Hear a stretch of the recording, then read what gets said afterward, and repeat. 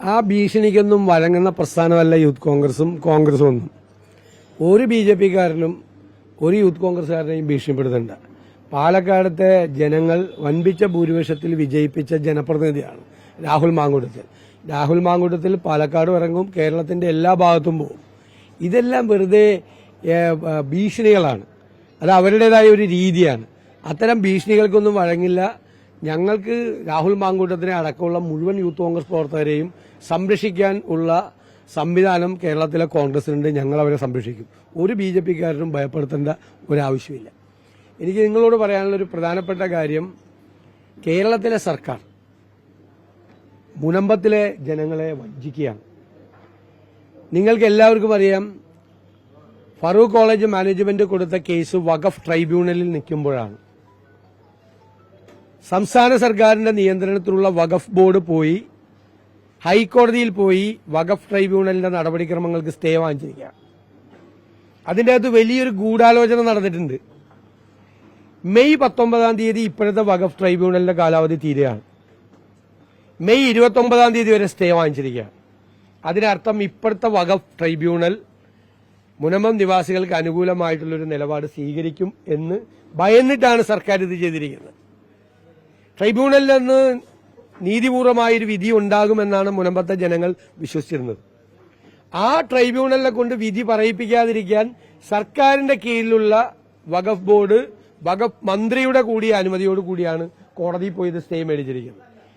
19 കാലാവധി കഴിഞ്ഞാൽ ഇനി പുതിയതായിട്ട് വരുന്ന വഖഫ് ട്രൈബ്യൂണൽ പാർലമെന്റ് പാസാക്കിയ വഖഫ് ബില്ലിന്റെ അടിസ്ഥാനത്തിൽ ഇപ്പോഴത്തെ ഘടന മാറിയിട്ടുള്ള പുതിയ ട്രൈബ്യൂണലാണ് വരാൻ പോകുന്നത്. അപ്പോൾ മുനമ്പത്ത് ജനങ്ങൾക്ക് കിട്ടേണ്ട നീതി മനഃപൂർവ്വമായി സംസ്ഥാന ഗവൺമെന്റ് വൈകിപ്പിക്കുകയാണ്. എന്നിട്ടാണ് സംഘപരിവാറിന്റെ ഒരു അജണ്ട ക്രൈസ്തവ മുസ്ലിം ജനവിഭാഗങ്ങളെ മുനമ്പത്തിന്റെ പേരിൽ തമ്മിലടിപ്പിക്കാനുള്ള സംഘപരിവാർ അജണ്ടയ്ക്ക് വഴിയൊരുക്കി കൊടുക്കുകയാണ് ചെയ്തത്. ശരിക്കും മുനമ്പത്തെ ജനങ്ങളെ സംസ്ഥാന സർക്കാർ അവരുടെ കീഴിലുള്ള ഈ വഖഫ് ബോർഡ് പൂർണ്ണമായി വഞ്ചിക്കുകയാണ്. അവരെ നിയന്ത്രിക്കാനുള്ള അധികാരം അവകാശം സെക്ഷൻ 97 അനുസരിച്ച് സംസ്ഥാന സർക്കാരിനുണ്ട്.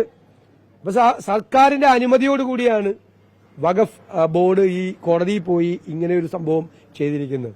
അത് മുനമ്പത്തെ ജനങ്ങൾക്ക് അവരുടെ നീതി കൊടുക്കുക എന്നുള്ള നമ്മുടെ എല്ലാവരുടെയും ലക്ഷ്യത്തെ പരാജയപ്പെടുത്തുകയാണ്. എന്താണ് സർക്കാർ ഇത് എന്തിനു വേണ്ടി ചെയ്തു എന്നുകൂടി സർക്കാർ വ്യക്തമാക്കണം എന്ന് ഞങ്ങൾ ആവശ്യപ്പെടുന്നു. രണ്ടാമത്തെ കാര്യം, എൻഫോഴ്സ്മെന്റ് ഡയറക്ടറേറ്റ് കരുവന്നൂർ കേസിൽ കോടതിയിൽ കൊടുത്ത കൌണ്ടർ അഫിഡവിറ്റിൽ തൃശൂർ ജില്ലയിലെ CPM അനധികൃതമായി 100 കോടി രൂപയിലധികം വിവിധ അക്കൌണ്ടുകളിലായി സമ്പാദിച്ചു എന്നും അത് ഡിക്ലെയർ ചെയ്യാത്ത എമൗണ്ടാണ്, പ്രഖ്യാപിക്കാത്ത എമൗണ്ടാണെന്നും രഹസ്യ എമൗണ്ടാണെന്നും 25 അക്കൌണ്ടുകളിലൂടെ ചെയ്തുവെന്നും കരുവന്നൂർ ബാങ്കിൽ അനധികൃതമായി കൊടുത്ത ലോണുകളുടെ വിഹിതം കൈപ്പറ്റാനുള്ള ഏജന്റുമാരുണ്ടായിരുന്നെന്നും അവരത് കൈപ്പറ്റിയെന്നുള്ള ഗുരുതരമായ ആരോപണങ്ങൾ ഉന്നയിച്ചിരിക്കുകയാണ്.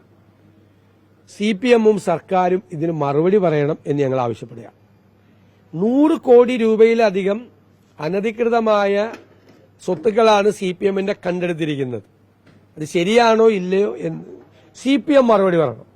CPM മറുപടി പറയാനുള്ള ബാധ്യതയാണ്. ഒരു ജില്ലയിൽ ഇങ്ങനെയാണെങ്കിൽ കേരളം മുഴുവനും കൂടി എത്ര ആയിരം കോടി രൂപയുടെ ഏർപ്പാടാണ് കേരളത്തിൽ ചെയ്തിരിക്കുന്നത്.